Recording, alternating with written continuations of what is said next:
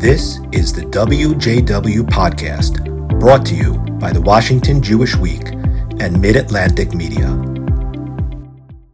Welcome to the WJW podcast. I'm your host, Aaron Trudler. I'm joined today by Adam Lehman. Adam is the president and CEO of Hillel International, the largest Jewish student organization in the world. A graduate of Dartmouth College and Harvard Law School, Adam spent time working in the legal field, and he's also been an executive and an entrepreneur for a period of time. Adam is also very involved in the Jewish art scene, having written a series of plays inspired by the Jewish holidays, and he was also a founding member of the Washington, D.C.-based Jewish a cappella group, Jukebox. Adam Lehman, thank you for taking the time to chat. Yeah, pleasure to be here, Aaron. And just to clarify, my main job is as a singer in Jukebox. The Hillel gig is kind of a side hustle, like 120-hour-week side hustle. Yeah, I understand that. All right, so let's talk a little bit, Adam, about your background. From my standpoint, your background is somewhat unique for a professional in the Jewish communal sphere. I mentioned you graduated from Harvard Law. You worked at a major international law firm. I mentioned your time as an executive and an entrepreneur. Can you talk a little bit about how you ended up as president and CEO of Hillel International? Yeah, for sure. And I'll start by saying it has been such an honor and privilege to be able to serve in this role. But it was a very surprising turn of events in terms of finding my way to Hillel now almost 9 years ago. I had been, for the 20 years before that, really focused in the technology and media world, working first at AOL for many years as we built that into a real business before it kind of went in the other direction and became a non-business. And then working on several startup projects in the DC, Maryland, Virginia area. In my personal life, I was very involved Jewishly through our synagogue, through the Charles E. Smith Jewish Day School, through the Camp Ramah system, through Federation, through APAC, all sorts of different points of engagement and affiliation, but that really had not crossed over into my professional life until spring of 2015, when I was in the process of starting a new software venture and got a recruiter call from someone at Spencer Stewart. At that point, recruiting for the chief operating officer role at Hillel International. And my first response was naturally, do you have the wrong number? Because it just, again, I hadn't been working in the Jewish communal space. So it just didn't feel like it was so obvious that I would be a candidate for that type of role. But once we clarified that, in fact, they were interested in talking to me as a candidate, for me, it became increasingly compelling for several reasons. Number one, just because of my passion for Jewish life and my overall interest in seeing a stronger Jewish community over time. Number two, I had had a wonderful Hillel experience as an undergrad at Dartmouth. It had really opened my eyes to different ways to think about Jewish engagement, and just been a great sense of support. My freshman year, I lost my grandmother to cancer, who I was very close with, and the then Hillel Rabbi Michael Paley, reached out to me, was just a great support at a pastoral level, and I became very involved in our Jewish community on campus at that time. So I understood not only the impact and value of Hillel, but I really felt aligned with our philosophy of pluralistic approaches to building a vibrant Jewish community. And on top of all of that, there were two other factors that for me were meaningful. Number one, I had two daughters who at that point were in high school at Charles E. Smith Jewish Day School. So we as a family were beginning to think about college and what that would entail, and in all respects, including in terms of their Jewish lives. And on top of all of that, even looking from more of a business perspective, I knew that Hillel had this incredible heritage, at that point, 90 plus years of Hillel being on college campuses, a really well-respected brand, but it was my sense that Hillel had not capitalized on its full potential as a network and as a potential change maker in the Jewish world. So with all that as motivation, I went ahead and took the plunge and joined Hillel and really have never looked back. Uh, Taking that a step further, Adam. So the work that Hillel does, and you mentioned when you came on, it was 90 plus years, where we've eclipsed 100 years of Hillel's existence at this point. And, Hillel is well known and well regarded as an organization that facilitates the celebration of Jewish life on university campuses, and it provides many opportunities for Jewish college students to embrace Jewish life and Jewish values. Can you talk a little bit about the work that Hillel has done over the past century and bringing it to the current time frame, your vision for the organization moving forward? Yeah, for sure. I think as we look back over 100 years of Hillel, and we did just celebrate our centennial, Hillel stands out for the reason you mentioned. We have been the primary and dominant platform on campuses where Jewish students have been able to find community and grow their Jewish identities. One of the things that was fascinating about celebrating the centennial was going back and looking at the founding documents for Hillel. The first Hillel was created by Rabbi Benjamin Frankel at the University of Illinois.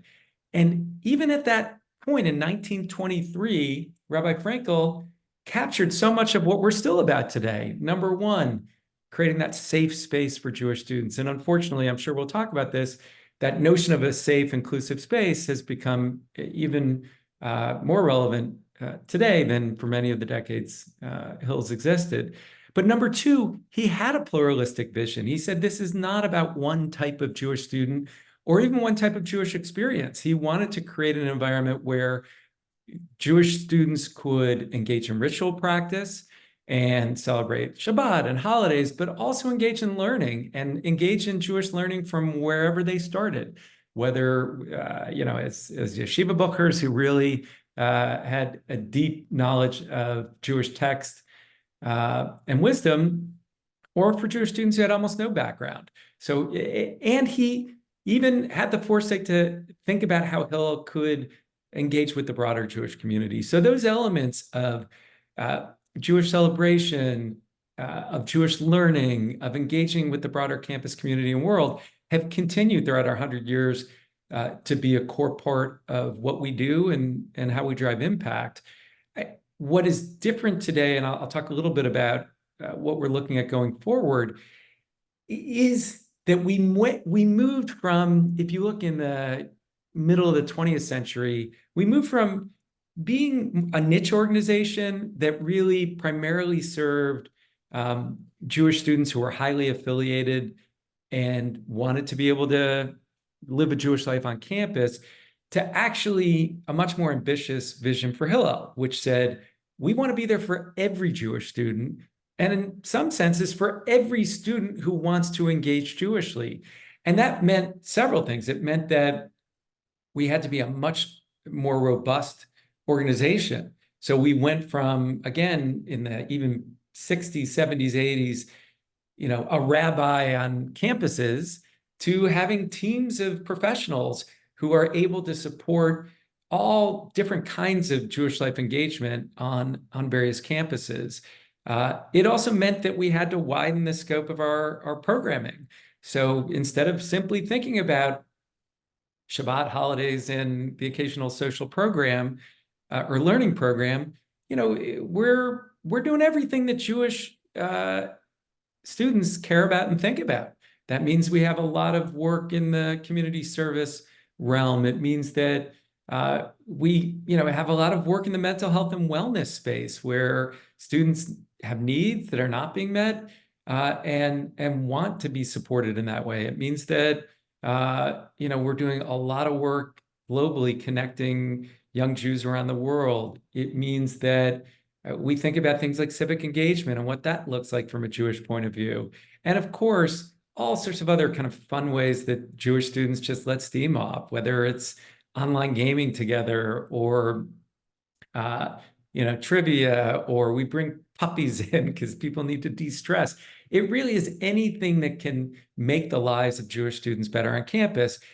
Good news is it means that we have gone from engaging, again, a meaningful niche, but small percentage, to, we'll have close to 200,000 Jewish students engaged with Hillel this year, or 200,000 total students. Vast majority are Jewish, but we do have students coming from other faith backgrounds who just want to get involved in a Jewish community. The challenge is, it means that we require a lot of talent and resource to be able to meet all of those different needs.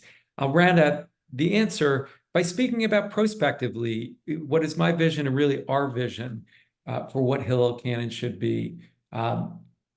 First and foremost, we are and want to continue to be a wonderful place to celebrate Jewish identity. Behind me, there's a tagline, all kinds of Jewish.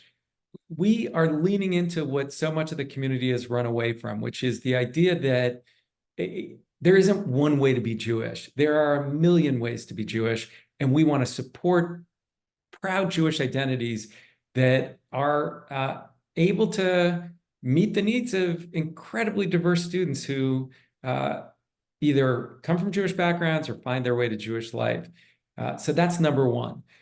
Number two, to accomplish that, we actually need to spend more time working on the overall campus environment, because unfortunately, we've seen a degraded campus climate over the past really 30 years or so, bound up in a lot of demonization of Israel on campus, but that has bled into so much just challenge for Jewish students to be Jewish on campus. So we're doing a lot more to improve the overall campus climate. So there is a framework where a Jewish student can feel comfortable living Jewishly, expressing themselves Jewishly, including in relation to Israel.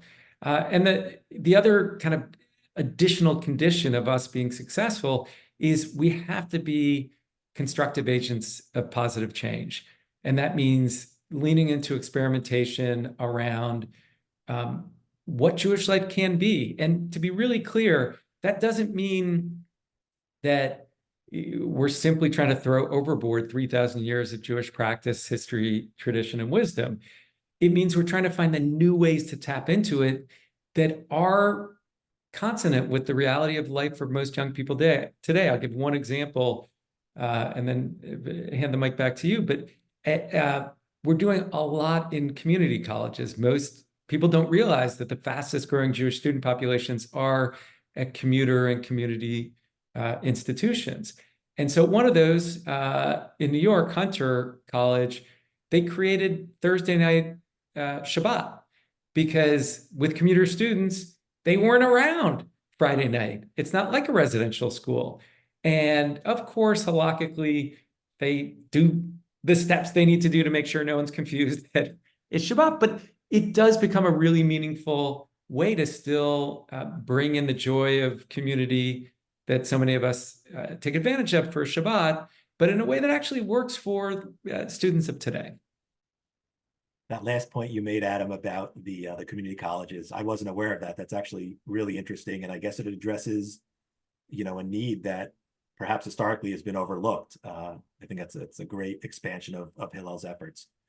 I want to turn to something that you've alluded to a couple times during the course of your remarks, and that we're all aware of in terms of the current situation on college campuses relative to anti-Semitism. And as you mentioned, the situation on college campuses vis-a-vis anti-Semitism in Israel, it's not necessarily a new thing.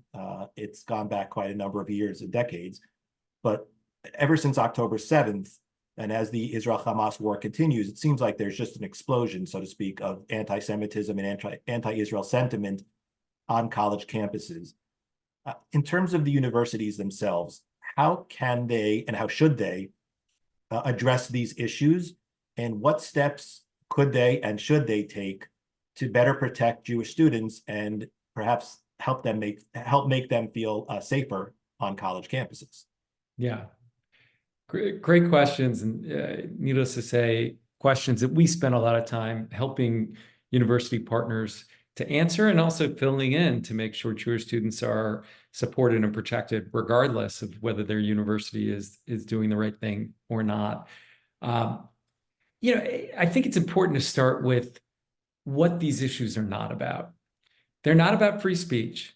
And it's interesting because if you listen to media or a lot of commentary in this really complicated year, people will focus on, but no, we need to create free speech so that everyone has the ability to express their views. We're all for that at Hillel. I think I can speak broadly that most people involved in Jewish life on campus and beyond are all for free expression and free speech. The issues that Jewish students have encountered have been about conduct. They've been about vandalism or targeted threats and harassment or even assault. And so people need to realize the issues to solve are really about conduct more than speech, number one. Number two, what happens on campus is not about solving for peace in the Middle East. If only it were, right? If we had all of that energy focused on how to actually create constructive solutions, maybe there would be some benefit from it.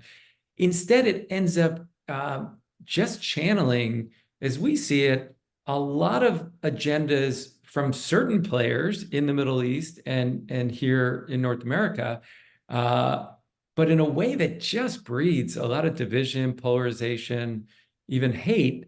And that's obviously a really bad thing. So knowing, though, when you properly diagnose what's going on, it does point to what universities can and should do. Number one, universities need to have clear policies that are about protecting their campus climate for all students. And one of the failures this year has been a lack of urgency in terms of how many universities have approached that need. Now, fortunately, we've had a lot of universities that have, and this was true very quickly after October 7th, when we saw, ironically, in a sad way, anti-Israel activism escalate, right? I mean, this is 10/7. We're talking 10/8, 10/9, 10/10. It wasn't about Gaza and the war. It was on the heels of this horrible catastrophe and terrorism in Israel that we started to see this. But we fortunately did see some universities step up, speak up for Jewish students, and make sure that they were keeping control on these otherwise out of control protest activities. The second thing we need universities to do is actually enforce the policies they have. Again, one of the disappointments, and it's not surprisingly associated with the schools that have had some of the biggest issues, is that you have students and non-students clearly violating the policies, codes of conduct of the university, and in many cases violating just law, local, state, and federal. And universities are not enforcing the policy.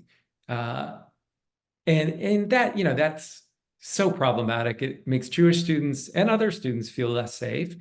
And it allows the people who are crossing lines to just continue unabated and feel emboldened in the process. So critical that you have that kind of enforcement.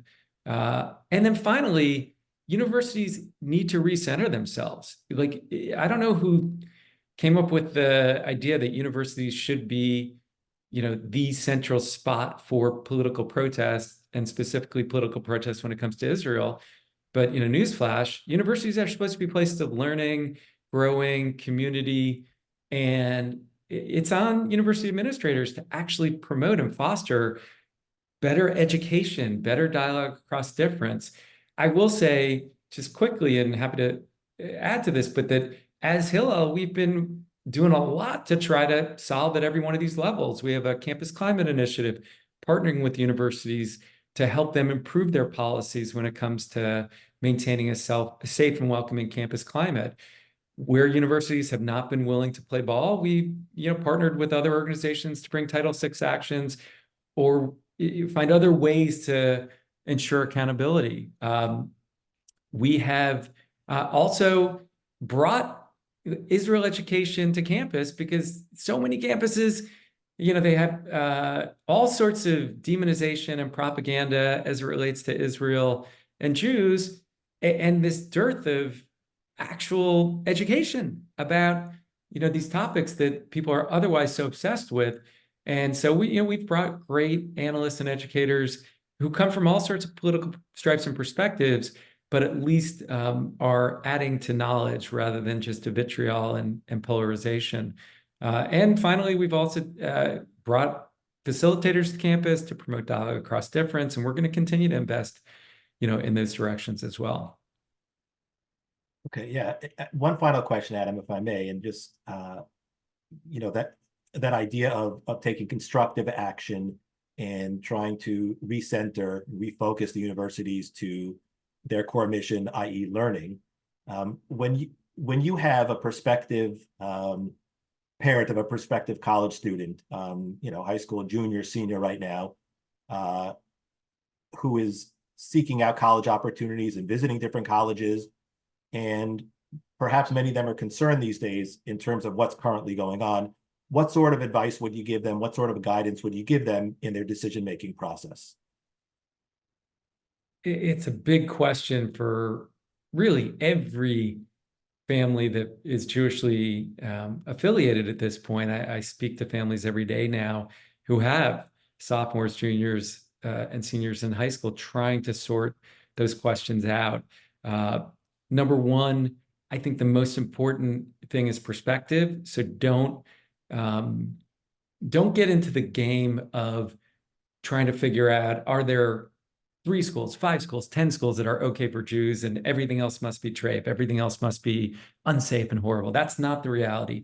The reality is there are issues almost everywhere, but there are also many other variables that impact the kind of experience a student will have. We offer a college guide that people can find at hillel.org with a lot of information on more that holistic sense of, okay, how many Jewish student organizations are present on that campus? Is kosher food available? Are there Jewish Greek organizations? How active and large is the Jewish student population? Like, there are lots of ways to look at Jewish life apart from these issues. And then you can look at the issues, but try to, as a family, take a dispassionate view. Again, don't look for a place that has no issues, because it's a fool's errand, or it will change between now and the time your son, daughter, student arrives. Look for how issues have played out, how responsive the administration has been. And, I'm biased, but I'd say look for a great Hillel, because then that someone has the back of your student under the tough times, but someone's also creating joyful, positive, inspiring Jewish life and overall life opportunities. So Hillel College Guide can point in that direction. And then once you narrow your list, talk to Jewish students and Jewish professionals on those campuses. Our Hillel professionals are always willing to give tours or talk to prospective students and families, and they'll give people straight answers on what's going on. But the other final piece of this is, every family listening should know we are working tirelessly to fix the problem. So I really hope that, notwithstanding forces beyond our control, politically in the Middle East and otherwise, that we can ensure safer, healthier environments for Jewish students everywhere. Because I want every Jewish student and family to be able to find the best fit for them. If they want to do a conservatory program at Rochester, which is great for violin, I don't want them to say, oh, but there was a BDS campaign, or, we can come up with 100 other examples. We're going to make it so every student, still has the full field of choices. That's the goal. Hey, Adam Lehman, thank you so much for taking the time to chat. I really enjoyed our conversation. Yeah, thank you, Aaron. And again, I hope anyone listening has a chance to go see a Hillel. Even if you graduated long ago, be in touch with your Hillel. They're always appreciative of hearing from folks from years ago, and they're always looking for words of support or support otherwise.